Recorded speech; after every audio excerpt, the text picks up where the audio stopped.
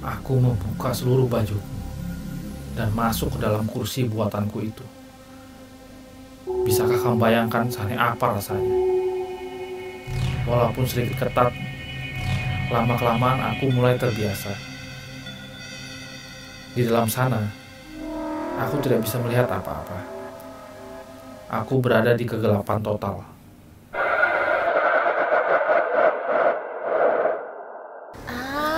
Kisah cerita kali ini bercerita tentang seorang wanita yang mendapatkan sebuah surat misterius.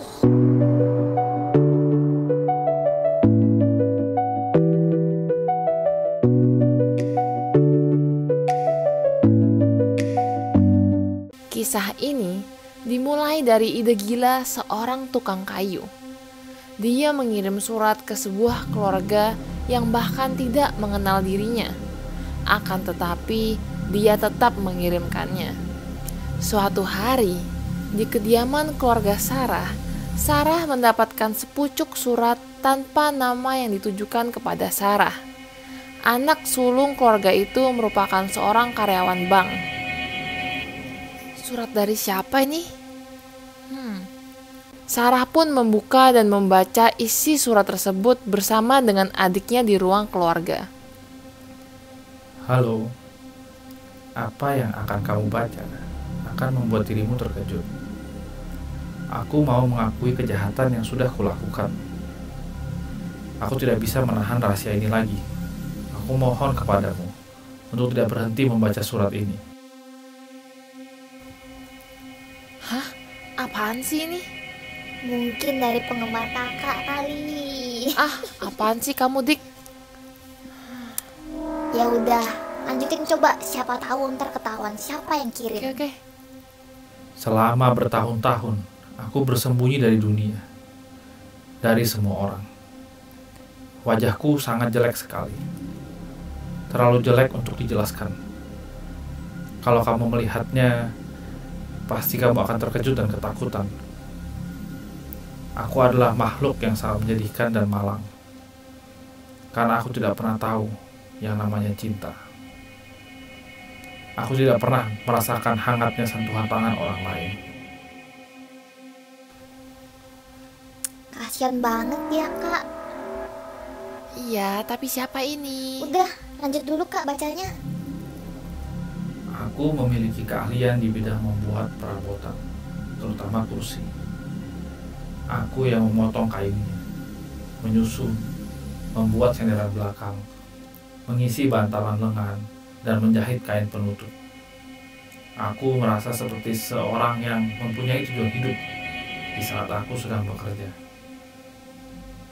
Setelah kursi yang kubuat selesai, aku selalu mencobanya untuk memastikan bahwa kursi yang kubuat sangat nyaman.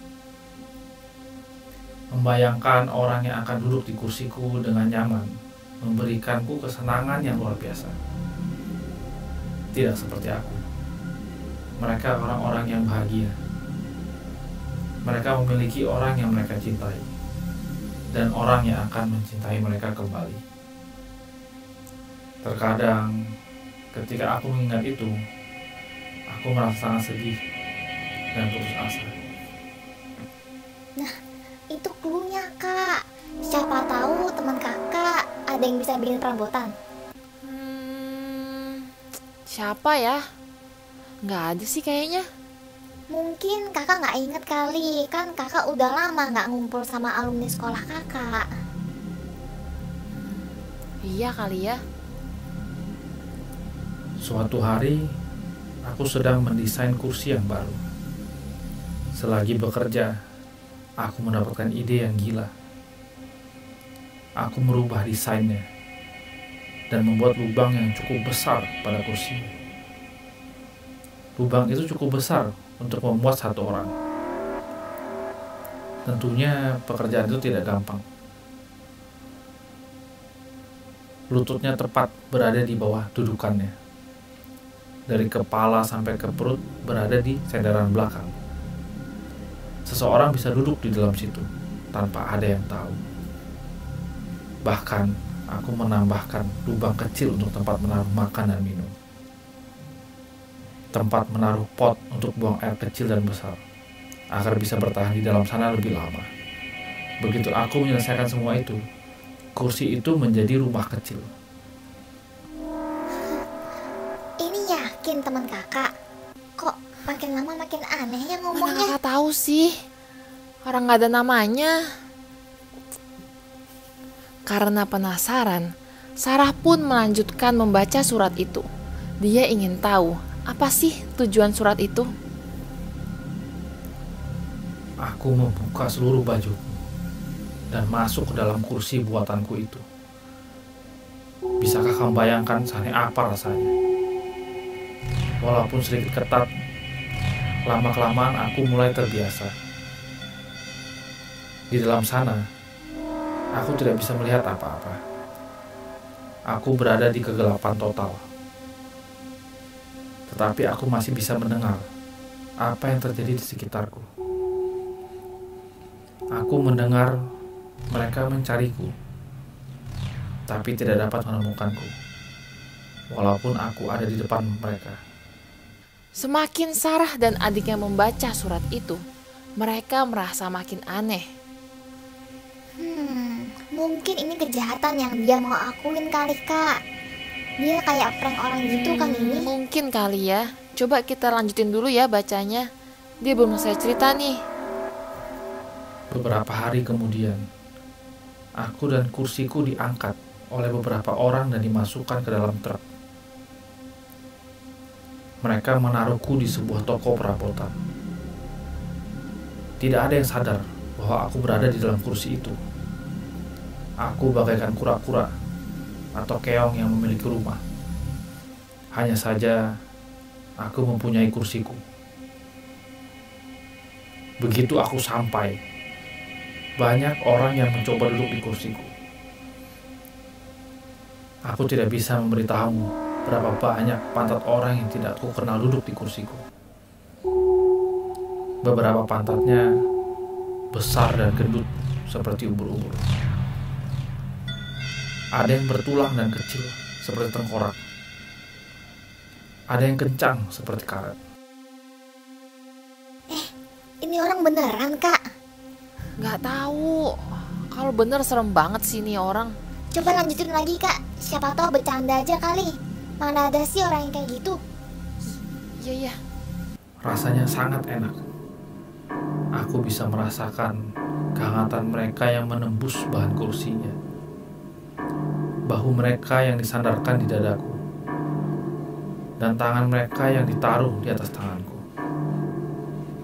Tidak ada yang curiga jika bantalan empuk yang mereka duduki adalah diriku.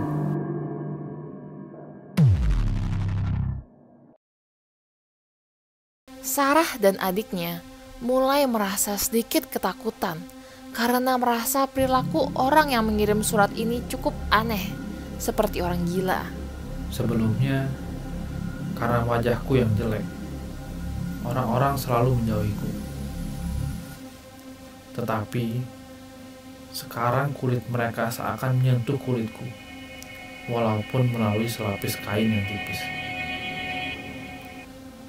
Bersembunyi di dalam kursi, aku selalu membayangkan sedang memeluk mereka, mencium mereka, dan melingkarkan tanganku di badan mereka dengan penuh kasih sayang. Walaupun sempit dan tidak bisa bergerak banyak di dalam kursi, aku tidak peduli. Aku sangat menikmati sensasi itu. Kak, aku takut nih. Kita nggak lapor polisi aja. Lapor polisi gimana? Paling juga dianggap surat iseng aja. Emang ada buktinya? Jadi gimana dong kak? Kalau misal orangnya datang cari kakak gimana? Udah, kunci semua pintu dan jendela sana. Iya. Adiknya pun mengunci semua pintu dan jendela. Lalu dia kembali duduk bersama Sarah dan melanjutkan membaca. Suatu hari, ada yang membeli kursiku. Aku kembali diangkat ke dalam truk dan dipindahkan ke rumah milik keluarga yang sangat baik. Mereka menaruhku di ruang keluarga, tepat di depan TV. Dalam beberapa hari saja, seluruh anggota keluarga di dalam rumah ini sudah duduk di kursiku. aku merasa sedang di dalam surga. Tetapi ada satu anggota keluarga yang aku cintai lebih dari anggota keluarga lainnya. Orang ini sangat spesial bagiku. Aku jatuh cinta padanya. Kak, Adiknya menunjuk kursi yang sedang diduduki oleh Sarah sih, Dek, dan TV yang ada di depannya. Dek, jangan gitu kakak kan juga mulai takut nih. Sarah berbicara sambil berdiri dari kursinya. Mereka berdua pun akhirnya duduk di lantai dan melanjutkan membaca surat itu. Setiap kali orang itu duduk di kursiku, aku selalu berusaha untuk membuat lututku senyaman mungkin. Ketika orang itu capek, aku perlahan-lahan menggoyangkan lututku agar dia tertidur dengan nyaman. Kamu mungkin berpikir kalau aku gila, tetapi aku sangat mencintai orang ini. Aku jadi terobsesi dengan orang ini dan selalu mendambakan orang ini untuk membalas rasa cintaku. Sampai pada akhirnya, aku merasa jika saja orang ini tahu aku di sini, dia pasti akan jatuh cinta juga kepadaku. Sarah yang mulai merasa sangat ketakutan terus berbicara dalam hatinya. Ini pasti hanya orang iseng. Mana ada orang kayak gini di dunia ini. Orang ini suka sekali membaca. Jadi aku menemukan rencana yang sangat brilian. Aku menuliskan ceritaku di dalam surat dan mengirimkannya ke orang yang kucintai. Sekarang, mungkin kamu sudah bisa menebak siapa yang kubicarakan dari tadi. Itu kamu, Sarah. Tangan Sarah yang memegang surat itu gemetaran. Harapannya surat ini salah alamat pun kandas, karena namanya disebut di dalam surat itu. Kak. Adiknya memeluk erat Sarah. Aku sudah lama sekali ada di rumahmu. Mungkin kamu sudah lupa dari mana kamu membeliku. Setiap malam, aku keluar dari kursiku dan melihatmu tidur dengan nyenyak. Aku sangat mencintaimu. Dan aku yakin kamu juga bisa mencintaiku jika kamu melihatku. Setelah kamu membaca surat ini, tolong berbalik dan lihat aku. Sarah dan adiknya yang selesai membaca surat itu merasa sangat ketakutan dan perlahan-lahan menoleh kepalanya ke arah kursi yang ada di depan TV. Kain di kursi itu perlahan-lahan tercetak bentuk manusia yang sedang duduk. Sarah dan adiknya lari terbirit-birit dan menelpon polisi dari luar rumah. Sewaktu polisi datang dan mengecek ke dalam rumah, mereka hanya menemukan kursi yang bolong dan sebuah pesan. Maaf jika aku menakutimu. Lain kali, aku akan melihatmu, menyentuhmu, dan memelukmu tanpa kamu sadari.